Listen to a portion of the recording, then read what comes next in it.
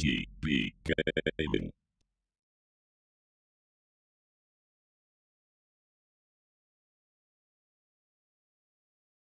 This game started off as my least liked game on the system to probably being one of my favourite platformers ever. It was hard as shit, stylish, gorgeous, and just amazing fun, and I will see you on the next episode of GB Reviews where I will take a better look at it. Sorry for the deception, but this game does indeed deserve its own video, so I won't leave it too long before I have it up here on YouTube.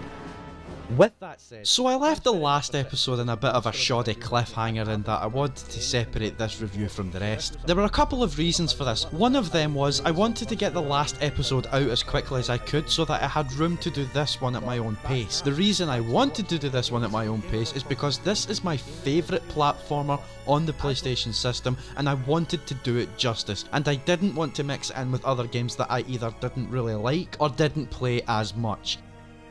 This has been a game I have wanted to cover from the moment I started doing game reviews, so I am happy to finally get to do it. So without further ado, here is my personal highly anticipated review of Heart of Darkness for the PS1.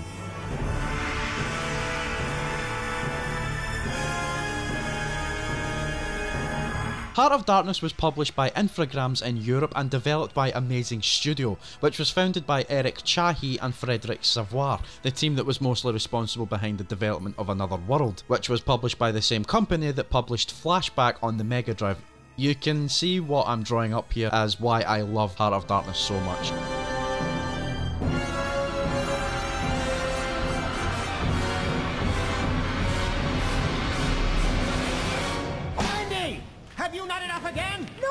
Sleeping in my class in broad daylight. There's an eclipse of the sun today. There'll be a test about it tomorrow. I'm warning you. The plot of the game centres around that of a young boy named Andy and the abduction of his dog, Whiskey, by an unknown alien race.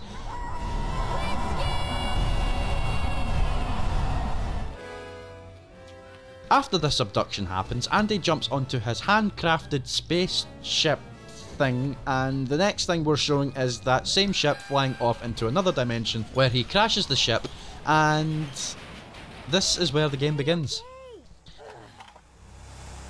You're a big help, you know that?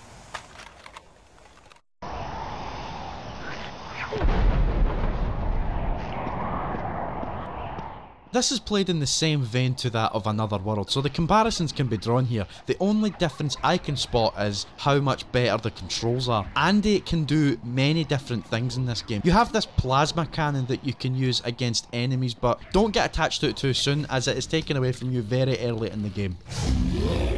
So after a while, you come into contact with this weird rock that allows him to fire beams from his hands. This can be used to grow and destroy trees from seeds and defeat enemies as well, so it's not as quick as powerful as the plasma cannon, so you're forced to take your time with how you manoeuvre and encounter enemies. At the same time, your reflexes come into practice, as there will be times where you will have to time a jump to near perfection to solve a puzzle very quickly. This game does a good job of meshing in puzzle sequences with action sequences, and it really puts your concentration to the test. One fuck up and you have to try again from the beginning of the puzzle, mostly. I'm not going to lie, this game is not easy. In fact, it's one of the hardest platformers I've ever played. But this blow is softened by the fact that you can save the game at any time you want, and there are unlimited continues. So it is very much a trial and error type of game for the most part. So let's talk about the visuals and the graphics. Good Christ. This game is absolutely stunning. Even 20 years later, Heart of Darkness is one of the best looking and stylish cinematic platformers I have ever played. It is wonderfully crafted and the animations are incredible. It has a very cartoonish look about the characters and enemies, but at the same time has this ultra dark, dreary atmosphere at times. There are also moments of beauty when you come across another character's homeland, and after all the dark, depressing areas you were in prior to this, it does give a sense of relief to take a break from all the, well, shite that went on. Not going to spoil too much, but it doesn't last very long and you're right back into the violence. Speaking of violence, to the untrained eye, the front cover on this game would give off the impression that this is a simple kids game. Oh, how wrong you are. This game is dark and quite shockingly violent at times. I never told you what getting killed in this game looks like. There is no comically looking deaths here. Oh no. No Warner Brothers pish here. When you are caught by an enemy, you are mauled and torn asunder. Just look at this.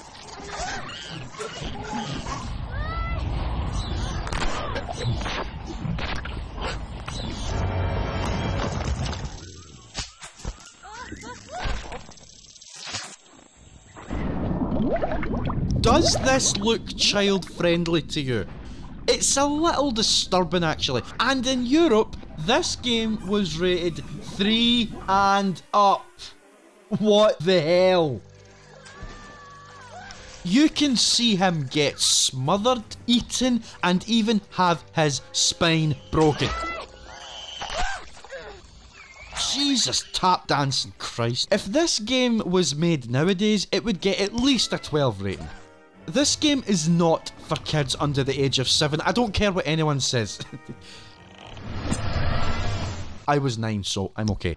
I'll actually be honest, I was kind of scared of this game at times as a child. Do you know that shaking sense of dread you get playing a horror game like Outlast or Resident Evil 7? That vulnerable state of anxiety you feel? You know what I mean, don't you?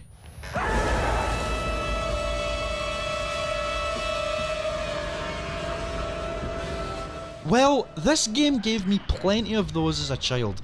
Not only because you don't know what can be around the next screen, but in most cases, when an enemy grabs a hold of you, you're dead instantly. So that sense of, get the fuck away from me! Yeah, there's plenty of those. The game transitions to cutscenes naturally. It's a bit hard to explain, but just look at this.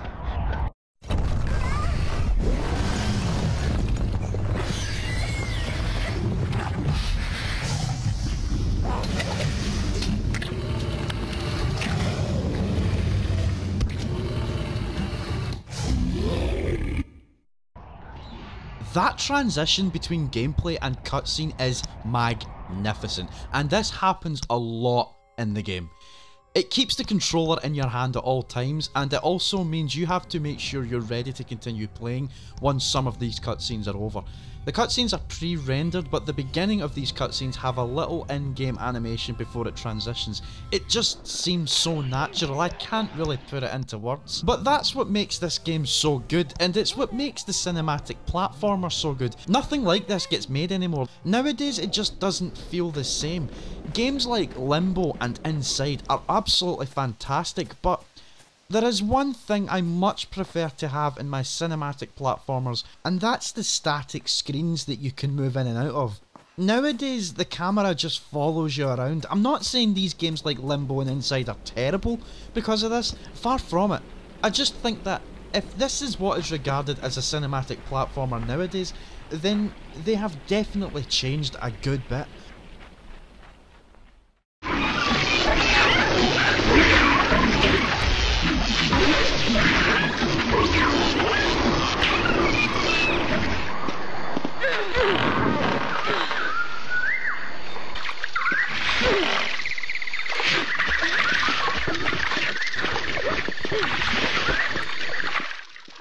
The audio in this game is just outstanding. The music was composed by Bruce Bolton, whose work was notable in many films such as The Rescuers Down Under, Homeward Bound and Miracle on 34th Street. So this isn't just some nobody with a talent to create music. This guy was nominated for an Academy Award in 1986, and I personally think that the music just fits the game's tone perfectly. Oh no! What's going on? Come on, activate! Hang on, Whiskey, I'm coming.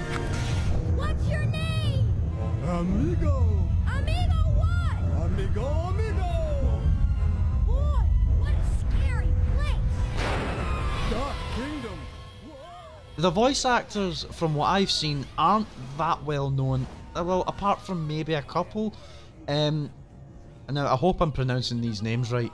Untitled, who voices this weird looking pink thing in the game, provided his voice in The Corpse Bride, and Andy's mother is voiced by Lorelei King, who is funnily the voice of Mother in the latest Alien film Alien Covenant, and a few voices in Mass Effect Andromeda. I'll be honest, I'm not really that well up on what is comprised of a talented voice actor, which is one of the reasons why I barely do video games with cinematic cutscenes. I can't really critique voice acting, so I'm just going to drop this subject and quickly move on. Going back to the plot, again, I'm not going to spoil anything, but the ending left me feeling a little bit underwhelmed, as in, what? Really? That's it? We've seen this so many times. But I just put it down to the fact that it's just a video game, and a game like this doesn't need a big, extravagant ending to cap it all off. It's fine, it's tolerable. What is pretty neat is that for every cutscene you come across in the game, it is replayable via the in-game video player that allows you to watch all cutscenes from the game. And if you complete the game, you also unlock a special 3D version of the ending cutscene, provided you have those red and blue 3D glasses. In fact, I never actually got to look at this video in 3D, I always wanted to. In fact, this game came with a pair of 3D glasses if you bought it brand new, so where the hell are mine? Oh, never mind.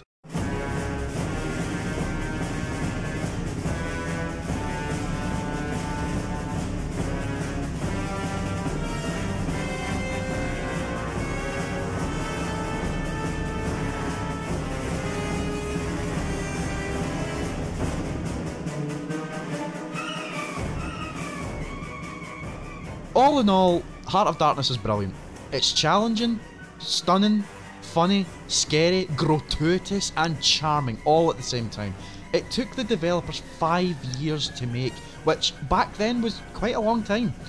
Nowadays, a game can take that long and it would be considered a pretty standard length. And with all the delays and all that happens, we're more warm to having a game take its time coming out. Other reviewers class this game as pretty good or okay. I disagree. This isn't nostalgia doing this, because even back then I found it immensely fun, and not a game I've looked at decades later and thought, oh, I remember this. Oh, this is pure childhood. No, I don't get nostalgic for these games. They were either good or bad back then, and I'll honestly know if a game has aged bad after thinking it was good at first. Alex Kidd. Or maybe it is nostalgia, I don't know. If it isn't as good as I'm making it out to be, then is it really nostalgia or is it just subjective? I had genuine fun with it the first time, and I still have fun with it now. I don't know, I'm dragging this on longer than it should be, so I'll end it now by saying, if you have a PS1, PS2 or PS3, and if you're curious about this game, then give it a try. If you're even slightly interested in cinematic platformers, then this one is definitely a good one to pick up. With that said, I want to thank you for taking the time to watch this review. This has been Gamerboy talking to you on GB Gaming, where video games come first. If you enjoyed the video, maybe give it a like, and if you're interested in more of my content, then subscribe as well. No pressure, I do these videos out of my own enjoyment and I'm grateful either way. So once again, thanks for watching, Happy New Year, and I'll see you soon. Have a good one.